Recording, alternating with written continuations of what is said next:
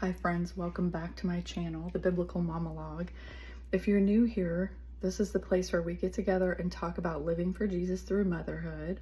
And today I'm coming to you from my kitchen where I am making a pot of corn dogs. I'm making a pot of homemade chili dog sauce, and I will link that down below. And cutting up some veggies and just doing kind of a casual, easy dinner. We're Ohio State fans, so today was game day. And today was also kind of a special day for my son, who is a type 1 diabetic. We had a dash for camp. He goes to a camp every summer that is for kids who have type 1 diabetes, or really any kind of diabetes, I guess. And he has benefited from that camp since he was 10 years old. So today they did a 5K run walk race to raise support, raise funds, so that they can keep bringing great things and events and different things for these kids each summer. So my son Luke and my older son Andy and I all participated in that, and I actually ran the whole thing today, which feels like a huge milestone for me because I haven't run in several years. So I'll tell you a little story about that. Back in 2015, my son Luke, who is a twin, was diagnosed with type 1 diabetes when he was 6. His twin brother Carter does not have it. He's fine. He doesn't have any of those kind of medical conditions. So Lucas was diagnosed, and then in 2016, my husband and I, who were overweight and out of shape, decided that we needed to get in shape, lose some weight. We needed to be healthy so we could take care of our boys. So we started watching what we ate, counting our calories, exercising, all the things that you do. My husband ended up losing 100 pounds. I will put a picture here. And I lost 35, which was significant for me. It took me a while, but my husband started shedding weight as soon as he started moving and changing his diet, and he ended up getting up to 100. And then, as time went on, we were running, we were walking, we were doing all the things, and then we kind of kept up the habit until COVID hit, right? And COVID hit, and it just kind of threw a wrench into everything. We were helping a neighbor who lived across the street who had cancer and was caring for her mentally handicapped brother at the same time, who lived with her. So we were doing that, raising our boys, doing the lockdowns and dealing with all that, doing the homeschool, and we just got out of shape. We stopped running, we stopped watching our diets. And then a couple months ago, my husband went to a doctor's visit just to do like a well check, and some of his numbers were a little off. They weren't terrible, but she's like, you probably should just, eat less carbs and, try to exercise. And, in the midst of that, he had back surgery. So, he has been doing a low carb, I would say keto type diet, and no sugar, and he's lost almost 30 pounds. I think he's at like 28 or 29 now, and I was like, okay, I got to start walking again. So I started walking again and just trying to get back in that habit, and today was just a great motivator for me to get back out there and just keep moving. I was able to run. It was slow. I mean, my pace was like 12 something. It was crazy slow, but I just kept moving.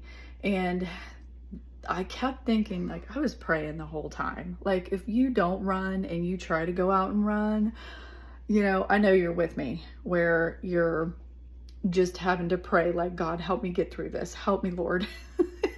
And those were the prayers I was praying. But as I was praying, I kept thinking about Paul in 1 Corinthians chapter 9, where he talks about running the race.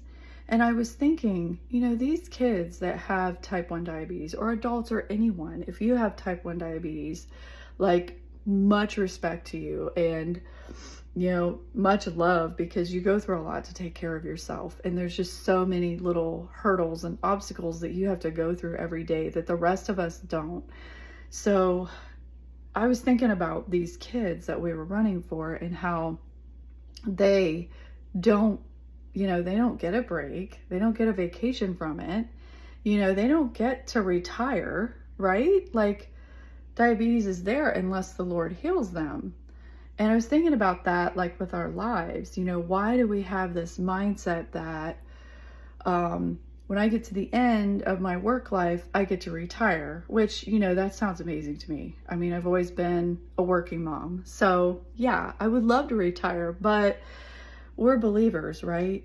We don't retire. Like, we never retire from the job that Jesus has called us to do. And that's to share the gospel and, just spread that good news around the world. That's our main job as believers, is to spread the gospel and, be kind and do these things that share who he is, so that our actions point to him. So people say, I might want to know more about this Jesus that, you're talking about because you've been so nice to me, or whatever it is that you're doing in your life. And it just, like, as I was running, and I was like, okay, Lord, I see the finish. Like, just help me to be able to run this whole thing. Help me to be able to finish.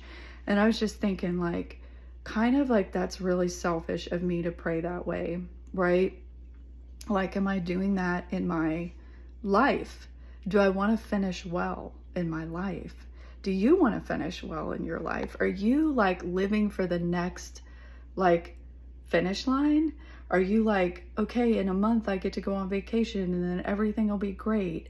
Or if I get that new job or that promotion, then I've reached the top, or I've reached the finish line. Once these kids are out of this house, it's all gonna get better, right? Like, these are the ways that we think. And it's like, I was like, Lord, forgive me, because this is not what life's about. Like, it's not it at all. And yes, I did need the help today, and thank you, Jesus, he did help me. And so I had to give him praise when I was done with that race.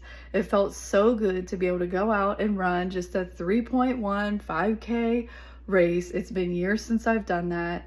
It motivated me to get those shoes on and go running more often, and just keep myself in the habit. But on the flip side of that, there's this life that I have to live and that you have to live. And, are we thinking about, like, as moms, like, let me just get this kid through this sports season. Let me just get this kid through this grade. He's having a hard time this year. I know that struggle.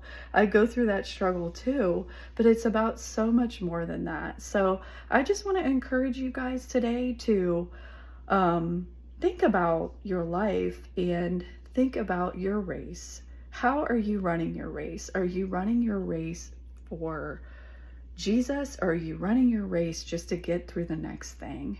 When we look at that bigger picture, it puts everything into perspective. So I just want to encourage you today to read 1 Corinthians chapter 9. I'm going to read that for you here in just a minute, and we'll end on that. But I just want to encourage you, Mom, like, you've got this. Look at the way your kids are growing and the things that you're pouring into their lives, as it's for the long haul, right? Like, those long days and nights and sleepless nights and, times where they get sick, and all the things that you're doing as a mom, you're doing it. It's your race, you're running your race, and it's definitely not a sprint, right? Sometimes there's sprints in there. I will give you that. Like, we have some sprints in there too, but I just want to encourage you to just ask the Lord, how am I running my race? And think about, like, what can you do to have that long-term perspective, right? Because this is not our home. This is our temporary home. So I just want to encourage you today that you can do it. Keep running the race. Don't retire. There's no retirement for believers, right? And please don't give up, because there's always someone who will encourage you and lift you up. And that's just what I'm here today to do. Have a great day, friends. 1 Corinthians 9:24. Don't you know that the runners in a stadium all race, but only one receives the prize? Run in such a way to win the prize. Now everyone who completes exercises self-control in everything. They do it to receive a perishable crown, but we an imperishable crown. So I do not run like the one who runs aimlessly, or box like one boxing, beating the air. Instead, I discipline my body and bring it under strict control, so that after preaching to others, I myself will not be disqualified.